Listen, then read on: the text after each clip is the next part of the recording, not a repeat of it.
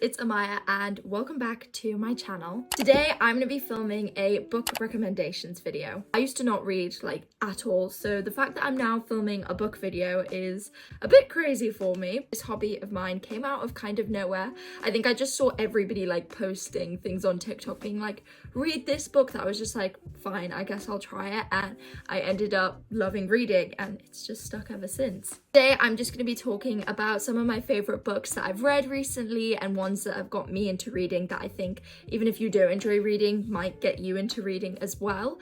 And if you do like reading and you haven't read these books yet, you should definitely read them. There aren't going to be any spoilers in this video. I'm just going to kind of give you a little synopsis about each book just to see if you like them. I mean, I don't want to tell you like everything that happens in it. I have to say that I did enjoy all of them. There were no books that I was like, do not read this book. Some I gave like a 5 out of 5 stars. Some I gave only like a 3.5, 4, but all of them I would still recommend reading. I have a mix between like murder mystery books and then more like romance books. But if you're a reader or if you're wanting to get into reading or just see what books that I've been loving, then I hope you guys enjoyed this video and just me sitting down and chatting about books. So let's get started. The first book that I'm going to be talking about is One of Us is Lying. My attention span used to be so low and it probably still is. So thinking about reading a book might sound crazy to some people, but I think you just want to pick a book that hooks you in straight away, and this book definitely did that. In this book, 5 people go into detention, but only 4 of them leave because one of them has died, and that happens pretty much straight away at the beginning of the book. So instantly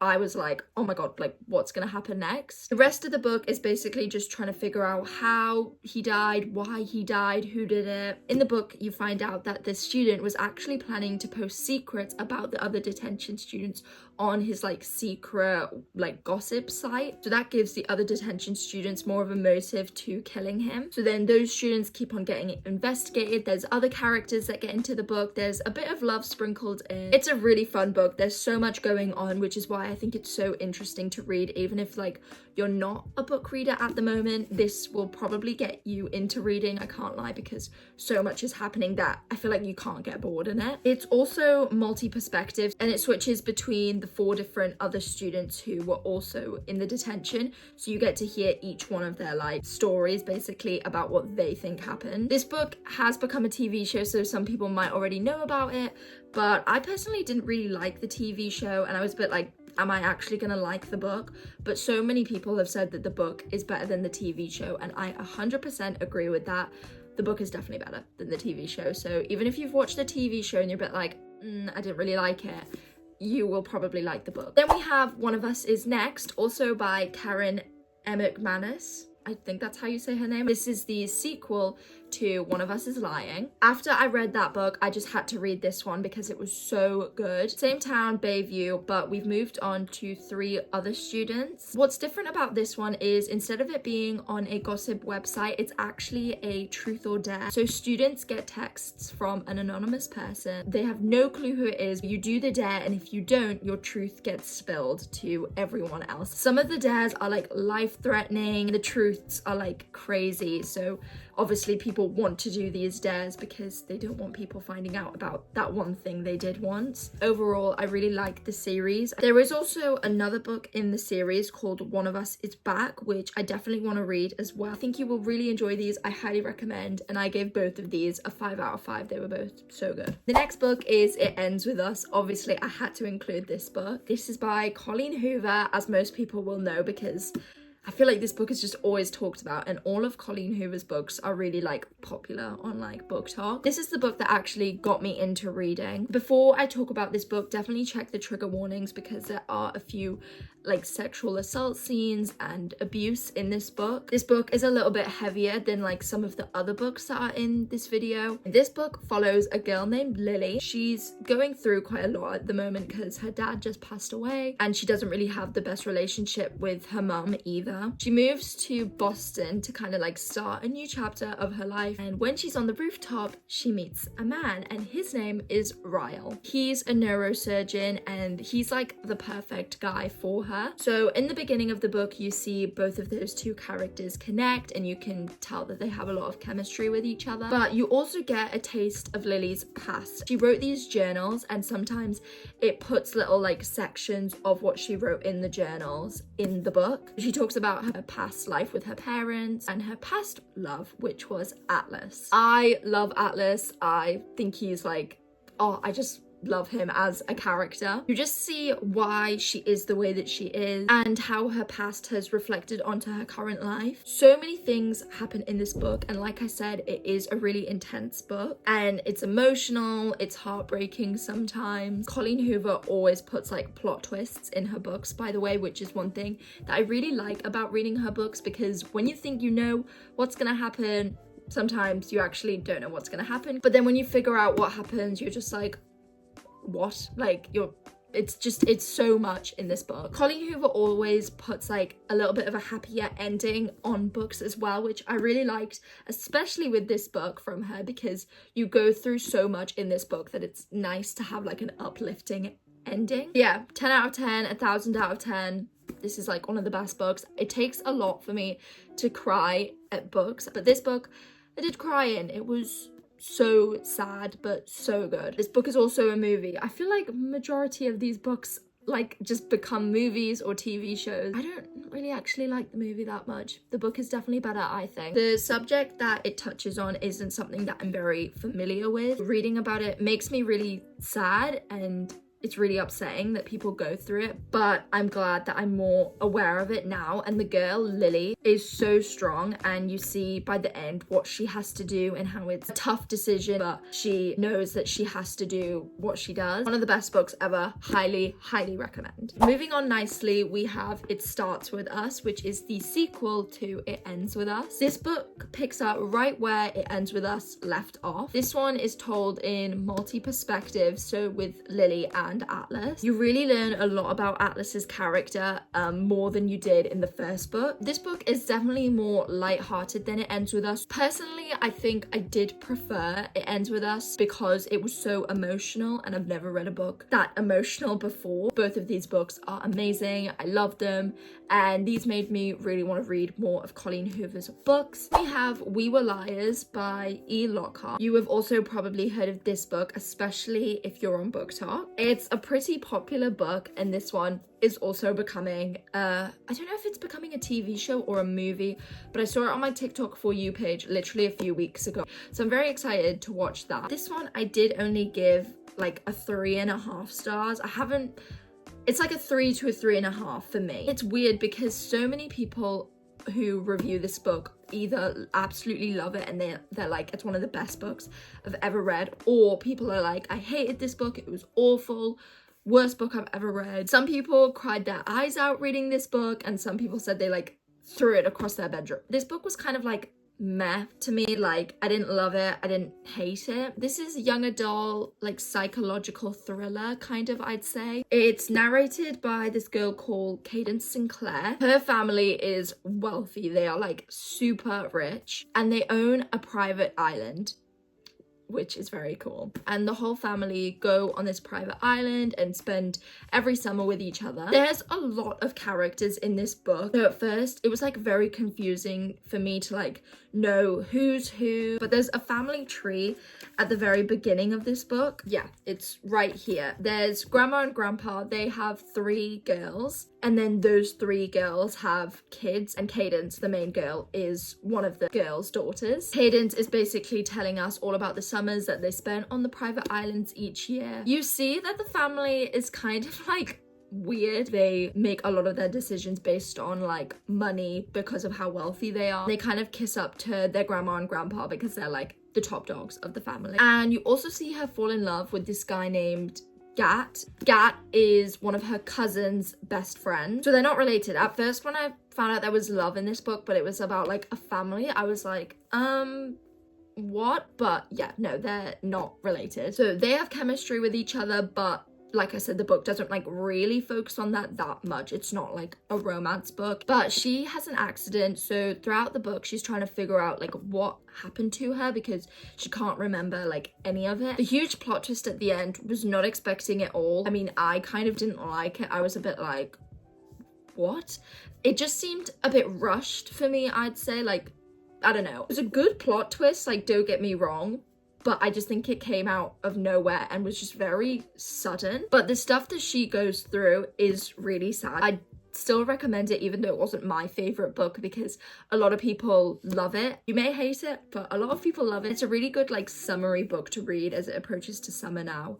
That sounded really formal. As it like comes to summer now, it's a good book to read because it's like set on a private island. I heard so many people like hype up this book. Everybody was talking about how it was like one of the best books they ever read. I was expecting something like It Ends With Us. For me, it just didn't do that because of all the hype it was getting. I have November 9 by Colleen Hoover. After reading It Ends With Us, I was like, yes, I need to get more books by this author. It's a really cute book, definitely more light than It Ends With Us. So if you don't want to read that book, but you still want to try out the author, the concept of this is such a cool idea. It follows this guy and girl called Ben and Fallon, but they only meet on one day each year, which is November 9th. You're probably very confused, like, what? Like, how does that make sense? As you read the book, you like understand why they only meet on the one day every single year, and you understand why they meet on the same day every year. They also don't communicate with each other after that day is up. They have to wait a whole year to speak to each other again,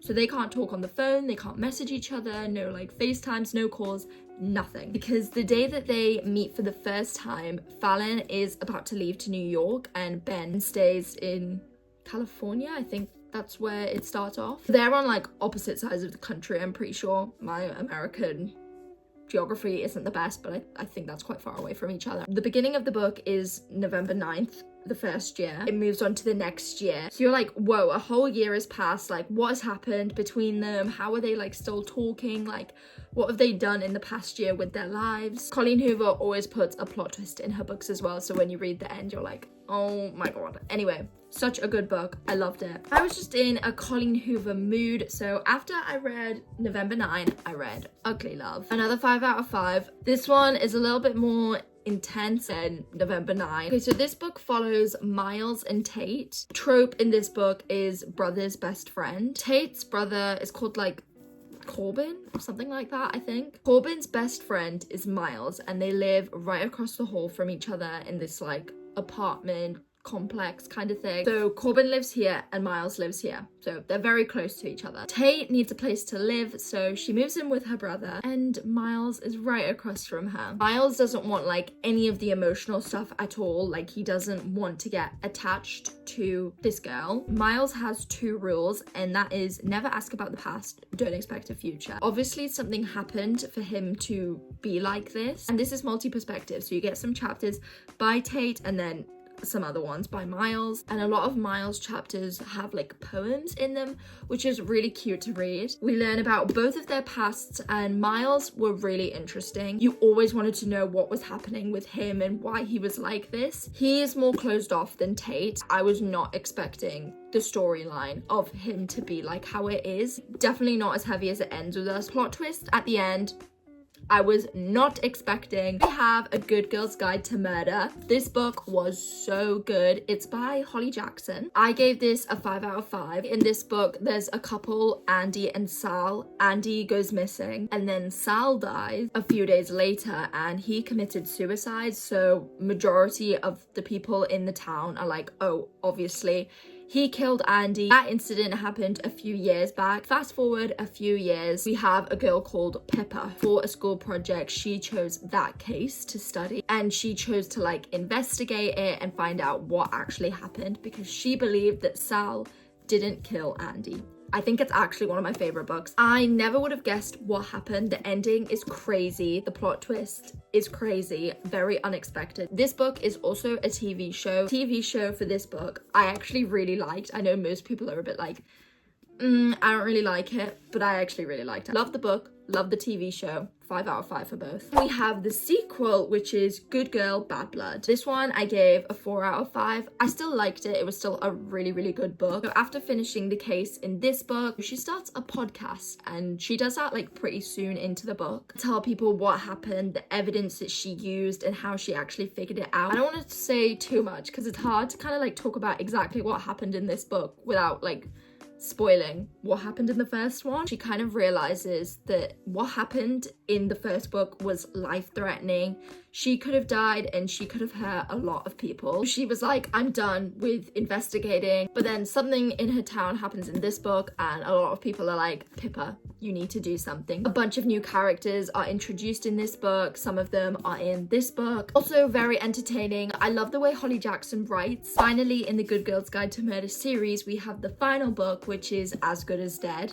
This book is a lot bigger than the others. If we just like compare the difference, there's a lot more going on in this book. This book was crazy. I wish I could go back and reread all the books again. This one I also gave a 5 out of 5. At the beginning, she realizes how good of a detective she is. In this book, she has a stalker. She doesn't know who this is, and she's really freaked out because obviously the last 2 cases she's been detecting, like, even though it's been people in her town, it's got nothing to do with her. She discovers like connections between like her stalker and a serial killer in her area, which she didn't even know existed. This book just has a lot going on. It was like, whoa. It was heavy, but not in the same way that like it ends with us is. Some of this book I did read at night and it did scare me a bit. It's not like a scary book, but just some bits when I read at night, I was like, oh my god, that's kind of terrifying. There were constant like plot twists and cliffhangers. I also realized that the American version of this series is a bit different to the English version. I don't know what it is, but people did say it was different. They changed a few parts in the book. Majority of people do say that the English version is better. So if you can, purchase the English version because it's apparently better. Oh my goodness, this book, cannot wait to talk about. This is 1,000 Boy Kisses. This is by Tilly Cole and it is so good. After starting the book is that Tilly Cole is from the same area that I'm from. I did cry at this book as well, and it's heartbreaking because you know what's gonna happen halfway through the book. Actually, maybe not even halfway. It's very early on in the book that you like know what the ending is gonna be. So just like reading and it playing out is just so sad because you know it's gonna happen. It's not like a book where there's like plot twists or anything, which makes it even more sad, I think. This is about a girl and a guy, once again, called Poppy and Rune. Basically, they're childhood friends. So when they're 5 years old, Rune moves from Norway to America. They live next door to each other and they become friends literally straight away. By the time they're like 8 or 9 or something like that, they have their first kiss with each other. I won't tell you who. Somebody gives Poppy this jar which has these pink little papers inside in the shape of a heart. Poppy's life mission is to basically collect 1,000 boy kisses and document them all. Later on in the book, Poppy and Rune carry on talking to each other. They end up dating, but then Rune has to leave. He has to go to his hometown because of his dad. It's really sad because Poppy and Rune have built up such a special relationship. They don't want to leave each other.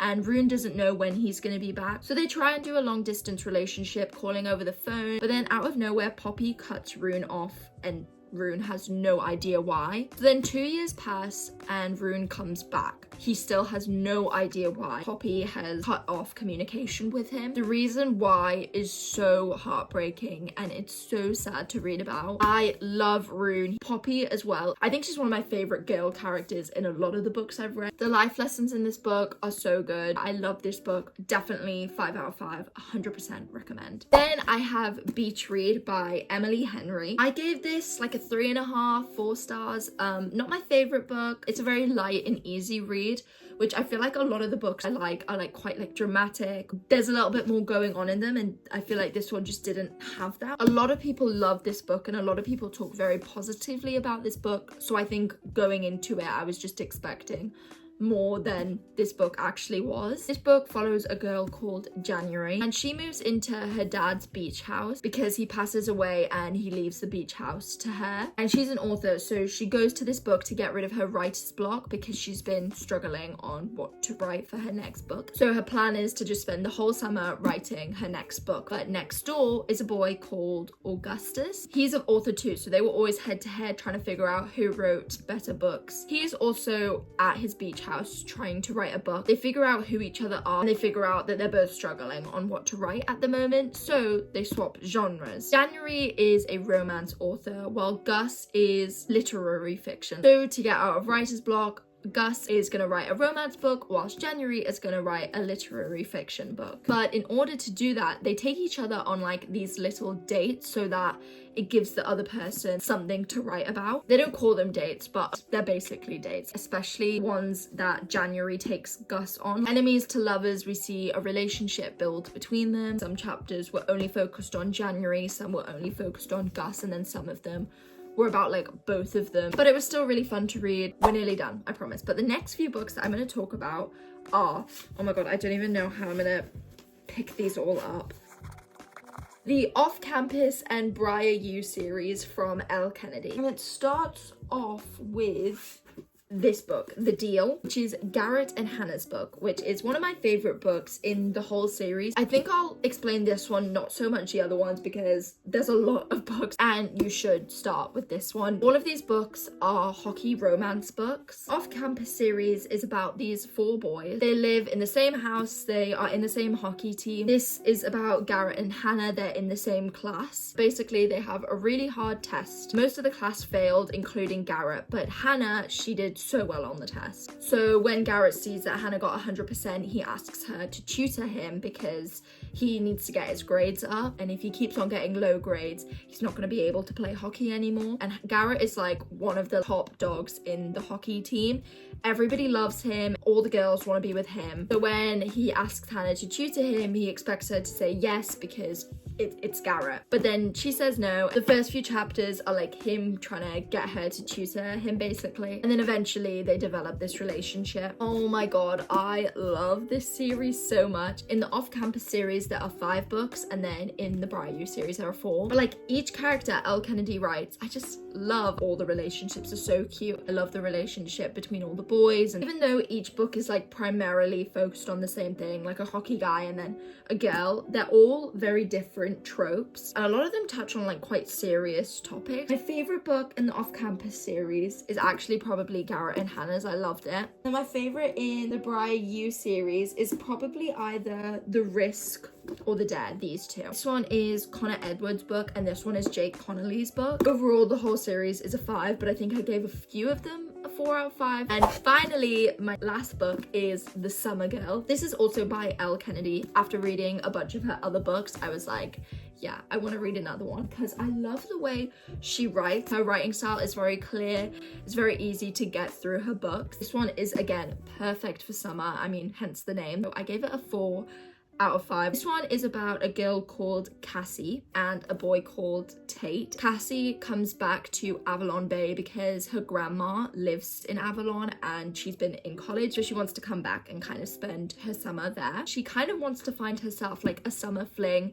Growing up, she's kind of struggled having relationships with people, so she's hoping that she can have a summer fling this summer. On her first night in town, she finds a perfect candidate, which is Tate. Tate is like one of the most popular boys in Avalon. He's had a lot of flings in the past. The moment he meets Cassie, he is like amazed by her. He doesn't want her to fall in love with him, so he puts her in the friend zone. So she tries and finds somebody else. Tate realizes then that he can't ignore her. Tate also helps Cassie find somebody else that she can kind of have a summer fling with. It was very big, very crazy ending. Definitely want to purchase some more books by her as well. All right, and that is all of the books that I read recently. That is my book recommendations video done. I had such a fun time reading all of these books. Whenever people talk about books with me, I just love it. It's just become such a hobby of mine that I love. I hope I kind of explained the books well and that you understand what happens kind of in each one without spoiling them. I would say my favorites are probably 1,000 Boy Kisses, It Ends With Us, and also the Good Girl series. Also really did like the whole Briar U Off-Campus series. Those were already like 10 of the books I read, so maybe I can't pick a favorite. I'll put the links in the description to all of the books I talked about in this series so that if you want to buy any of them, you can just check the description below. If you are interested in books like I am and you want to know what I'm currently reading and stuff, definitely head over to my GoodReads and follow that. Again, I'll link that down below as well. If you're also interested in books like I am, comment down below any other favorite books that you have that you think I'd enjoy. But that is everything that I'm gonna say in this video. Thank you so much for watching. I hope you guys enjoyed. Thank you for all of the love on my channel. I've got a lot of new subscribers and a lot of new like supporters recently, so thank you so much. It doesn't go unappreciated. I hope you guys enjoyed this video. Make sure to give it a thumbs up, subscribe if you haven't already, but I will see you guys in the next video. Bye guys.